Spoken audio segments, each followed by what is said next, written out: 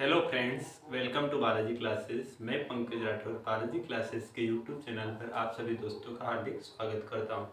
दोस्तों, मैं आज आपके लिए लेकर आया हूं कक्षा 12वीं की जो इतिहास में अर्धवार्षिक परीक्षा का पेपर होगा इतिहास का, उसमें जो इम्पोर्टेंट यानी कि जो महत्वपूर्ण प्रश्न है जो आने जैसे हैं आपकी एग्ज़ाम में, जो पेपर सोमवार को होने वाला है उसमें जो प्रश्न आने वाले हैं उनकी कुछ लिस्ट बनाई है मैंने। 32 क्वेश्चंस निकाले हैं, इन्हीं प्रश्नों में से आपका पेपर बनेगा। दोस्तों, इससे पहले भी मैंने आपके जितने भी पेपर हुए हैं सबकी वीडियो बनाई है और जिसमें से 100% रिजल्ट निकला है, यानी कि सारे के सारे क्वेश्चंस एग्जाम में बैठे हैं। तो दोस्तों चलिए शुरू करते हैं कि पहला प्रश्न कौन सा है जो महत्वपूर्ण है। दोस्तों, जो पहला प्रश्न आपका है वो महत्वपूर्ण प्रश्न है, हठीला यात्री किसे कहते हैं। क्या प्रश्न है दोस्तों? हठीला यात्री किसे कहते हैं। एक इम्पोर्टेंट प्रश्न है, नया प्रश्न है दोस्तों, जो कि इसका उत्तर आपको परीक्षा बोर्ड में नहीं मिलेगा। इसका उत्तर आपको ऑनलाइन ढूंढना पड़ेगा। दोस्तों, जो दूसरा प्रश्न मैंने निकाला है वो है, आइन ए अकबरी में कर निर्धारण की किन 3 प्रणालियों का उल्लेख मिलता है। किन 3 प्रणालियों का उल्लेख मिलता है। दोस्तों, ये भी बहुत महत्वपूर्ण प्रश्न है 3 नंबर के हिसाब से। इसके बाद दोस्तों ये सारे प्रश्न मैं आपको बता दूंगा, उसके बाद मैं एक बैक टू बैक एक वीडियो लाना वाला हूँ जिसमें जो परीक्षा से रिलेटेड सारे ऑब्जेक्टिव क्वेश्चन है वो आपको मिलेंगे। दोस्तों, जो अगला प्रश्न है तीसरा, वो है जब्ती प्रथा क्या थी। जब्ती प्रथा के बारे में आपको लिखना है, जब्ती प्रथा क्या थी। दोस्तों, इन सभी प्रश्नों के उत्तर आपको कहीं पर भी मिल जाएंगे, जैसे कि परीक्षा अध्ययन हो गया, परीक्षा बोध हो गया, या कोई सी भी गाइड जो आपके पास अवेलेबल हो, शिवलाल हो गया या गुप्ता पब्लिकेशन हो गया, जीपीएस वगैरह, किसी में भी आपको आसानी से मिल जाएगा। अगला जो प्रश्न है दोस्तों, इब्न बतूता ने भारत की संपन्नता के क्या कारण बताए। इब्न बतूता ने जो भारत का वर्णन किया था उसमें भारत की संपन्नता के क्या कारण उसने बताए। अगला जो प्रश्न है दोस्तों वो है, संस्कृत भाषा के विषय में अल बरूनी ने क्या लिखा। संस्कृत भाषा के विषय में जो अल बरूनी था, एक लेखक था जिसने भारत के बारे में लिखा, उसने संस्कृत भाषा के विषय में क्या लिखा। अगला जो छठा प्रश्न है दोस्तों, स्पष्ट कीजिए कि आइन ए अकबरी आज भी अपने समय का असाधारण ग्रंथ क्यों है। बहुत ही इंपॉर्टेंट प्रश्न है दोस्तों आज के लिए भी, अर्धवार्षिक के लिए, और जो वार्षिक परीक्षा होगी आपकी, एनुअल एग्जाम 1 मई से स्टार्ट होने वाली है आपकी, जो वार्षिक परीक्षा होगी 2021 की, उसके लिए भी बहुत महत्वपूर्ण प्रश्न है। अगला जो प्रश्न दोस्तों, इब्न बतूता को भारत की यात्रा के समय किन कठिनाइयों का सामना करना। इब्न बतूता जो था उसने भारत की जो भ्रमण किया था, भारत की जो यात्रा की थी, उस समय उसको बहुत सारी कठिनाइयों का सामना करना पड़ा होगा, वो इस उत्तर में आपको लिखना है। ये सारे प्रश्न आपको कहीं से भी, कोई सी भी गाइड से या ऑनलाइन माध्यम से मिल जाएंगे। दोस्तों, ये बहुत ही इंपॉर्टेंट और महत्वपूर्ण प्रश्न है आपकी अर्धवार्षिक परीक्षा के लिए और साथ साथ में वार्षिक परीक्षा के लिए भी। दोस्तों, आप हमारे बालाजी क्लासेस के यूट्यूब चैनल को सब्सक्राइब जरूर करें और इस वीडियो को लाइक और शेयर जरूर करें। अगला जो प्रश्न दोस्तों वो है 8वां प्रश्न, यात्रियों के वृत्तांतों की सामान्य विशेषताएं लिखिए। बहुत ही इंपॉर्टेंट प्रश्न है दोस्तों, वार्षिक एग्जाम के हिसाब से भी और अर्धवार्षिक के हिसाब से भी। अगला जो प्रश्न है दोस्तों, गुरु नानक की शिक्षाओं का वर्णन कीजिए। 9वां प्रश्न है दोस्तों, गुरु नानक की शिक्षाओं का वर्णन कीजिए। बहुत ही महत्वपूर्ण प्रश्न है दोस्तों सभी एग्जाम्स के लिए 2021 की।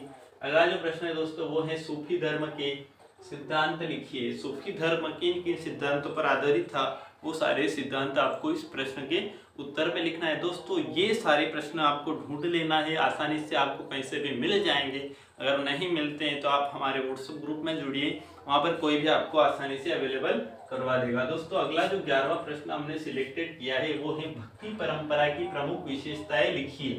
भक्ति परंपरा की प्रमुख विशेषताएं लिखिए। अगला जो 12वां प्रश्न सिलेक्ट किया है दोस्तों वो है, भक्ति आंदोलन के मुख्य सामाजिक प्रभाव क्या थे, या लिखिए या वर्णन कीजिए इनके। कुछ भी आ सकता है दोस्तों प्रश्न में। अगला है दोस्तों, महान और लघु परंपरा में अंतर स्पष्ट कीजिए। महान और लघु परंपरा में अंतर स्पष्ट कीजिए। दोस्तों, उसके बाद देखते हैं अपन अगला जो प्रश्न है, प्रश्न क्रमांक 14 जो हमने सिलेक्ट किया है।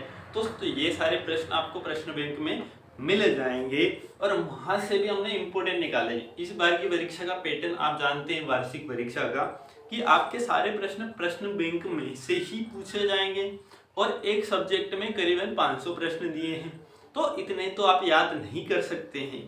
इसलिए इनमें से भी कुछ सिलेक्टेड क्वेश्चंस जितने आप याद कर सकते हैं वो मैंने निकाले हैं। अगला जो प्रश्न है दोस्तों वो है चिश्ती सिलसिला के विषय में संक्षिप्त में लिखिए। चिश्ती सिलसिले के बारे में आपको लिखना है। अगला 15वां प्रश्न सिलेक्टेड है दोस्तों, वो कबीर की वाणी की किन 3 परिपाटियों में संकलित किया गया है। कबीर की जो वाणी है, कबीर के जो उपदेश है, उनको किन 3 परिपाटियों में उल्लेखित या संकलित किया गया है। अगला प्रश्न है दोस्तों, प्रश्न क्रमांक 16, शेख निजामुद्दीन औलिया के बारे में आप क्या जानते हैं या क्या जानते हैं, उनके बारे में आपको लिखना है दोस्तों। उसके बाद देखेंगे अपन अगला जो प्रश्न है अपना 17वां, वो कौन सा है दोस्तों। 17वां प्रश्न हमने सिलेक्टेड किया है आयंगर व्यवस्था के विषय में आप क्या जानते हैं या क्या जानते हैं। दोस्तों जो आयंगर व्यवस्था है वो विजयनगर साम्राज्य की एक व्यवस्था है, उसके बारे में आपको लिखना है।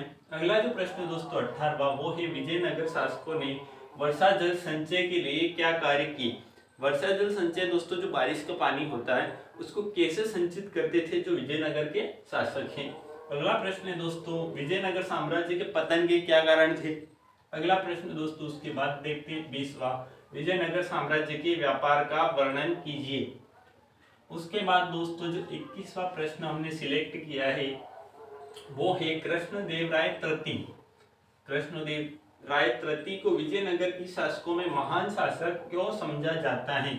महान या महानतम, बहुत ही इंपॉर्टेंट प्रश्न है दोस्तों, विजयनगर साम्राज्य से आने जैसा वार्षिक परीक्षा में यही एक महत्वपूर्ण प्रश्न है दोस्तों। उसके बाद देखते अपन कि विजयनगर की किलेबंदी कैसी थी, उसके बारे में आपको लिखना है, विजयनगर के बारे में लिखना है। अगला जो प्रश्न है दोस्तों वो है विजयनगर की शासन व्यवस्था को समझाइए।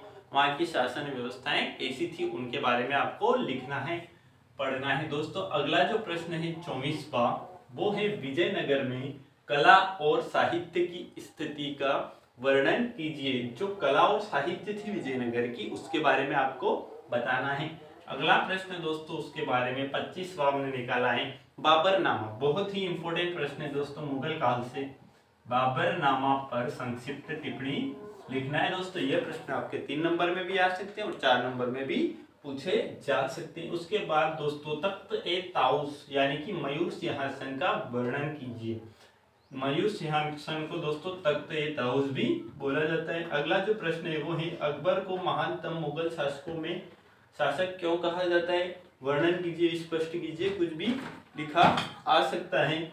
अगला जो प्रश्न है दोस्तों उसके बाद मुगल दरबार में पांडुलिपि तैयार करने की प्रक्रिया का वर्णन कीजिए दोस्तों। उसके बाद जो अगला प्रश्न है वो है मुगल कालीन हरम विवाह एवं त्योहारों की विवेचना कीजिए कि उस समय विवाह किस प्रकार से किए जाते थे, हरम किस प्रकार से होता था और त्योहार किस प्रकार से मनाए जाते हैं उनके बारे में लिखना है दोस्तों। अगला जो प्रश्न है गांव में बादशाह की उपस्थिति को किस हद तक महसूस किया गया होगा, स्पष्ट कीजिए। उस समय को गेस किया गया है कि उस समय जो गांव की स्थिति थी वहां पर बादशाह को किस तरह से समझा जाता था कि अपना बादशाह किस प्रकार का है, उस बारे में आपको लिखना है दोस्तों। जो 31वां प्रश्न सिलेक्ट किया है वो है न्याय की जंजीर किसने और क्यों लगवाई। दोस्तों जो मुगल काल था उसमें न्याय की जंजीर लगवाई गई थी, वो किसके द्वारा लगवाई गई थी और क्यों लगवाई गई थी, उसका क्या कारण था, उसके बारे में आपको लिखना है दोस्तों। अगला 32वां जो लास्ट प्रश्न हमने सिलेक्ट किया है वो है दोस्तों दीन ए इलाही से आप क्या समझते हैं, सिद्धांत लिखिए। दोस्तों दीन ए इलाही ये एक धर्म है जो मुगल काल में चलाया गया था। दीन ए इलाही धर्म जो अकबर लेकर आया था उसके बारे में आपको लिखना है कि इससे आप क्या समझते हैं और इसके क्या क्या सिद्धांत थे दोस्तों। ये तो हो गई प्रश्नों की बात। इसके बाद दोस्तों जस्ट बैक टू बैक एक वीडियो और आने वाला है जिसमें मैं आपके लिए जो प्रश्न बैंक में जो ऑब्जेक्टिव दिए हैं दोस्तों, इन चैप्टर्स के जिनको अर्धवार्षिक परीक्षा में पूछा जाएगा इनके सारे ऑब्जेक्टिव हल करवाऊंगा और उन्हीं में से आपकी अर्धवार्षिक परीक्षा में ऑब्जेक्टिव पूछे जाएंगे। तो दोस्तों इस वीडियो को लाइक शेयर हमारे चैनल को सब्सक्राइब करना ना भूलें और सब्सक्राइब करें दोस्तों, जिससे आपको बैक टू बैक दूसरा वीडियो भी आसानी से मिल जाए। दोस्तों इस चैनल पर आपको कक्षा 12वीं 10वीं के स्टडी मटेरियल आसानी से मिले जाते हैं और बहुत ही आपके लिए महत्वपूर्ण और सफिशिएंट मटेरियल मिलता है, जिससे आपको एग्जाम में बहुत सारी हेल्प मिलती है। थैंक यू दोस्तों।